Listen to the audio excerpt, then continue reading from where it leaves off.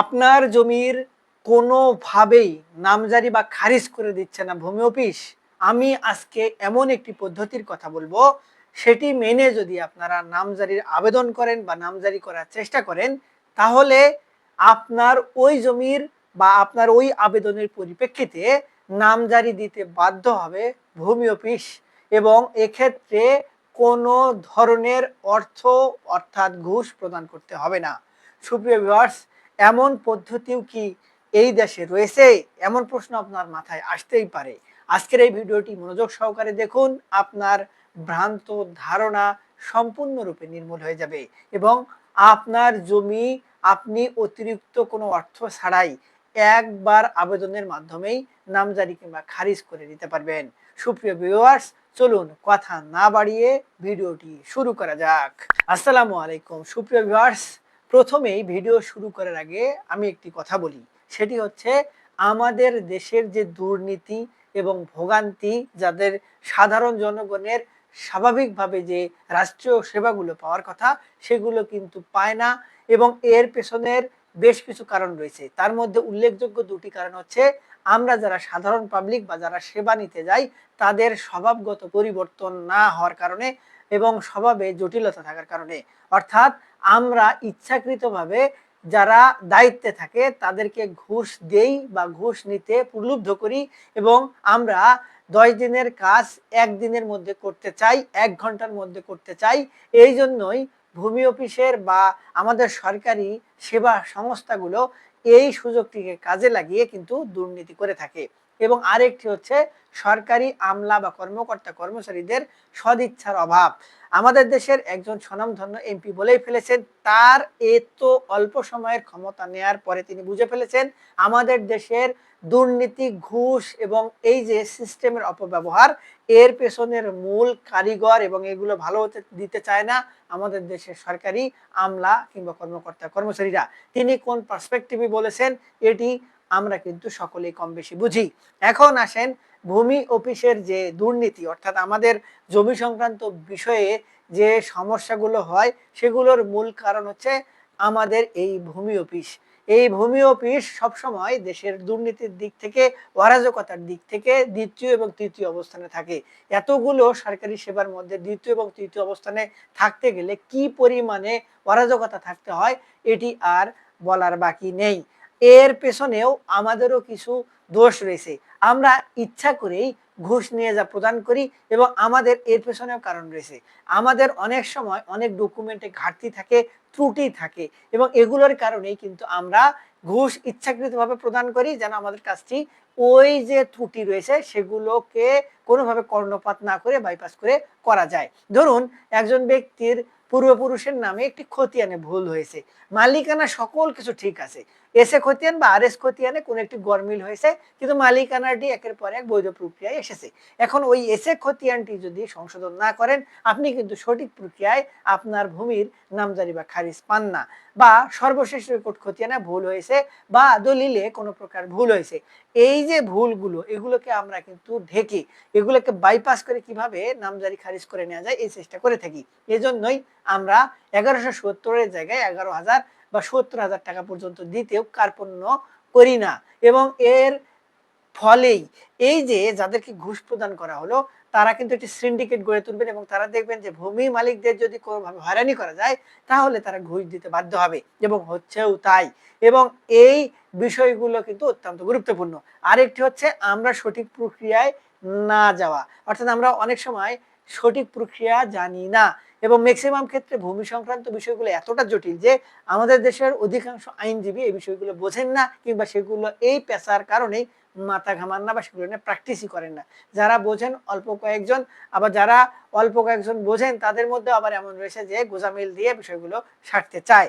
আজকের এই ভিডিওটিতে আপনাকে আমি যে আইডিয়া বা টপিকস বা পদ্ধতির কথা বলবো সেটি কিন্তু অত্যন্ত গুরুত্বপূর্ণ, মনোযোগ সহকারে দেখুন।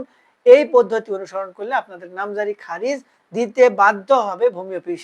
অর্থাৎ আপনি নামজারি করার জন্য সর্বপ্রথম আপনি কিসের ভিত্তিতে নামজারি চান এই বিষয়টি আপনাকে আগে যাচাই বাছাই করে স্ট্রং হতে হবে। ধরুন, আপনি একটি জমি ক্রয় করেছেন, বা আপনার পূর্বপুরুষের জমি পেয়েছেন, এক্ষেত্রে একটি তো দলিল তৈরি হবে। এই যে দলিলটি তৈরি হলো, এই দলিলটির দ্বারাই কিন্তু নামজারি সম্পন্ন করা হবে।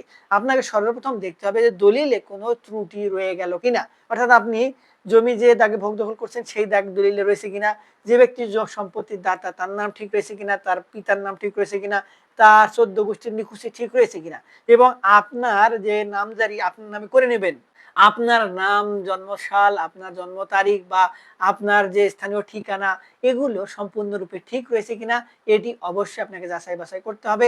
তারপরে আপনি যে দাগে জমি ভোগ দখল করছেন সেই দাগ নাম্বার ঠিক আছে কিনা, পরিমাণগতভাবে ঠিক আছে কিনা, এবং আরেকটি গুরুত্বপূর্ণ বিষয় হচ্ছে তফসিল আপনার ঠিক আছে কিনা। তফসিল কিন্তু অত্যন্ত গুরুত্বপূর্ণ, তফসিল ভুল হলে দলিলে বাতিল হয়ে যায়। এখন এই যে তো সকল কিছু ঠিকঠাক থাকলো, এখন আপনাকে দেখতে হবে যে জমি যার কাছ থেকে নিয়েছেন বা যার কাছ থেকে পেয়েছেন তার মালিকানাটি ঠিক আছে কিনা। দলিল যাচাই করার কিছু নিয়ম রয়েছে, মালিকানা যাচাই করার কিছু নিয়ম রয়েছে, সেই নিয়মগুলো মেনে আপনি দলিলটি তল্লাশি দিবেন, যাচাই বাছাই করবেন। মালিকানা ঠিক থাকলে সম্পত্তির মালিকানা অর্জন করবেন, এবং যদি মালিকানা অর্জন করে নিয়ে থাকেন তারপরে সেগুলো যাচাই বাছাই করবেন। যদি যাচাই বাছাই কোনো ঘাটতি থাকে তাহলে আপনি বুঝতেই পারতেছেন আপনার কি কি করতে হবে। আপনি ঘুষের আওতায় যাবেন, আপনি ঘুষ দিতে বাধ্য হবেন বা ইচ্ছাকৃতভাবে দিবেন, এগুলো ঘটনা ঘটবে, দুর্নীতি ঘুষ বন্ধ হবে না। এখন আপনি আপনার দলিলাদি যাচাই বাছাই করলেন এবং সম্পূর্ণ ঠিক আছে। এখন আসেন যার কাছ থেকে জমি পেয়েছেন, হয় পূর্বপুরুষ না হলে কারো কাছ থেকে ক্রয় করেছেন, তাদের নামজারি রয়েছে কিনা সেটি আপনাকে দেখতে হবে। যদি তাদের নামজারি না থাকে বিষয়টি একটু জটিল। এখন বর্তমানে ওয়ারিশান সম্পত্তির ক্ষেত্রে কিছুটা শিথিল করা হয়েছে, কিন্তু ক্রয় সূত্রে বা হেবা ক্ষেত্রে বা সাবকবলার ক্ষেত্রে অবশ্যই যার কাছ থেকে পেয়েছেন সর্বশেষ মালিকের নামে সর্বশেষ নামজারি খতিয়ান থাকতে হবে। যদি কোনোভাবে তাদের নামে নামজারি খতিয়ান না থাকে, দলিল বলে সম্পত্তি পেয়েছেন, তারা যার কাছ থেকে সম্পত্তি পেয়েছে তাদের নামে এখনো নামজারি খারিজ রয়ে গেছে, তাহলে বিষয়টি জটিল এবং ত্রুটিপূর্ণ, সেটি দ্বারা আপনি কিন্তু সঠিক প্রক্রিয়ায় নামজারি খারিজ পাবেন না, ওই ঘুষ প্রদানের মাধ্যমে আপনাকে করে নিতে হবে, এবং এটি কিন্তু একটি অন্যায় কাজ। এখন এই ব্যক্তিদ্বয়ের যদি নামে নামজারি খারিজ না থাকে তাহলে আপনার সেই বিষয়টি কিন্তু জমি ক্রয় করার সময় দেখার কথা ছিল।